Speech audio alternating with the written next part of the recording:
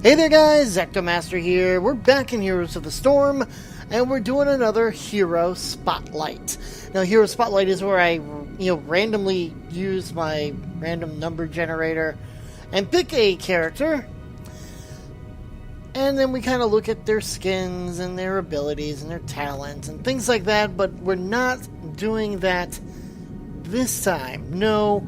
Oh, well, we are, but we're not. We used to show them in-game, but we're not doing that any longer. So we're just going to take a look at what they can do, and then I'm going to look at a build that I found online. I will give full credit to where I found the build and who made it, and then we'll just kind of discuss what that build was set up as. So, without further ado, since Kael'thas came out this week, I was going to do a video of him earlier, but I decided to go ahead and do it. It was either this week or last, whatever. Either way, it's open beta. Kael'thas is upon us, and I've been meaning to do this for a little over a week now. So let's take a look at Kael'thas. So his abilities is Flame Strike is the Q. Well, before I get too far into it, he is a ranged assassin, and his difficulty is easy, so he's an easy character to play. Now, he's very based around the Fel energy and fire, because he is the Sun Lord. So, his first ability is Flame Strike, and that's deal damage in an area. So, after a short delay, deal 74 damage in an area. Verdant Spears increases the radius by 50%. Now, this is what his trait is all about. We'll talk about that in a minute. Living Bomb damage an enemy over time, eventually exploding in an area around them. So deal 60 damage over 3 seconds to an enemy. Then they explode, dealing 30 damage to all nearby enemies.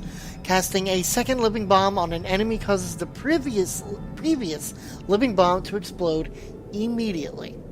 And again, Verdant Spears make this ability cost no mana and have no cooldown. And then Gravity Lasp. Stun an enemy.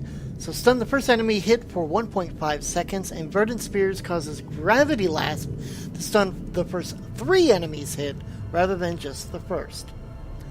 Now, Verdant Spears makes your next basic ability more powerful. Obvious. It's got a cooldown of 6 seconds, Gravity Lasp has a 13-second cooldown, Living Bomb is a 10-second, and Flame Strike is a 7-second. Now, his heroic abilities, of course, you get to choose between one of 2. So Phoenix, fire a Phoenix in an area that attacks enemies. So launch a Phoenix to an area, dealing 10 damage to enemies along the way. The Phoenix persists for 7 seconds, attacking enemies for 10 damage and splashing for 50%. And it has a cooldown of 40 seconds. Then you have Pyroblast. Fire a slow-moving fireball at an enemy. After 2 seconds, cast a slow-moving fireball that deals 300 damage to an enemy hero and 150 damage to enemies nearby, and it has a 50-second cooldown. So let's take a look at his talents.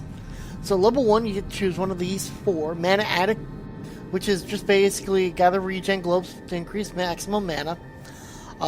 Increase your maximum mana by 15 when you pick up a regeneration globe. Convection increases Flame Strike damage to enemies' Gravity Lasp. So a 20% bonus damage to enemies stunned by Gravity Lasp. Lapse, whatever. Energy Roll reduces Gravity Lapse cooldown per enemy hit. So it's reduced by 3 seconds for each enemy hit. And activating Verdant Spears heals for Fel Infusion. So that's also good to know. At level 4, Mana Tap. Flame Strike restores mana per enemy killed. So 20 mana per enemy killed. Nether Wind increases Gravity Blast range and speed by 30%. Gathering Power and Envenom are ones we see constantly throughout other heroes, so I'm not going to talk about them. Fission Bomb increases Living Bomb explosion damage by 75%. Sunfire Enchantment activating Verdant Spears causes your next basic attack to instead shoot a spell, dealing 78 damage. Tri-Optimal reduces Verdant Spears cooldown by 2 seconds per target hit with Gravity Lapse. And then Clairvoyance, activate to reveal an area for 10 seconds. Enemies in that area are revealed for 4, so won't receive optic. Heroic abilities are at level 10. We talked about those in just a moment ago. Level 13, Spell Shield, we see with others, so we're not going to talk about. Flamethrower, increases flame strikes range by 50%. Chain Bomb, Living Bomb's explosion applies Living Bomb to enemies. And Pyromaniac, Living Bomb reduces basic ability cooldown. So every tick of the Living Bomb's damage over time effect reduces basic ability cooldowns by 1 second. Level 16, Arcane Barrier is one we see often as well. So Ignite. Flame Strike also applies Living Bomb to heroes. Backdraft, Living Bomb's explosion slows enemies' movement speed by 40% for 2.5 seconds. Gravity Throw increases gravity lapse stun duration by 33%, and it causes to instantly destroy minions. And then Arcane Barrier, activate to gain a shield equal to 200% of your maximum mana for 3 seconds. So Arcane Power and Bolt of the Storm, again, one we see quite often, but if you decided to take Phoenix as your choice for talent, Rebirth increases Phoenix duration by 100%. You may order the Phoenix to move to a different location once while the Phoenix is alive. So you can activate them. If it kills all that's in that area, you can remove them, but only one time. Presence of Mind increases Pyroblast explosion radius by 50% and reduces its cooldown by 10 seconds per enemy hero hit. So, not bad. Let's go ahead and take a look at his skins. So this is his base skin. I'm not going to do the turnaround, but here it is. His master skin at level 10. Which is just basically these skins. And then the Storm Lord, or Storm Punk Kael'thas. So it looks like steampunky and it's rather cool looking. Now let's talk about the I was going to say the build that somebody had made. It's called They Set Us Up the Bomb by OldPro87. HeroesNexus.com started allowing builds to be made, so we're going to take a look at the builds that were made here. So, to start it off, at level 1, he goes with Mana Addict. So, he takes Gather Regen Globes to increase maximum mana. It is weak against, I think this all stays the same. Yeah, okay. Never mind, we'll talk about it. At level 4, he does Netherwind, so he increases gravity lapse range and speed by 30%. At level 7, he takes Fission Bomb, so increases the Living Bomb explosion by 75%. Level 10, he opts for the Phoenix ability. Level 13, he goes for Chain Bomb. Level 16, he takes Ignite.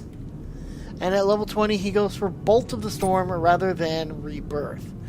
So that's the build that he has. Now, it is weak against Murky, Nazebo, Thrall, Vala, Zagara, and Zeratul, but it is very strong against Falstad, Jaina, Kerrigan, Sergeant Hammer, the Lost Vikings, and Tyrande. So basically, if you're going to be looking into this, and I put a link into the description below of all of his, of all the information about it. So basically, if you see Falstad, Jaina, Kerrigan, Sergeant Hammer, Lost Vikings, Tyrande, this is probably the build that you want to go with. Any of the others, you probably don't want to fight them, or at least if you're going to do this build, hopefully if you're going to do this build, hopefully you're not going to fight any of the others. If you see quite a few of the others, you might want to try a different build. But here, that is Kael'thas. We're going to be I will be doing a video next of ETC, as he was teased one of the last times in the Malfurion video. So we'll take a look at him in the next video. And that's it for the Kael'thas, guys. I will see you in the next round.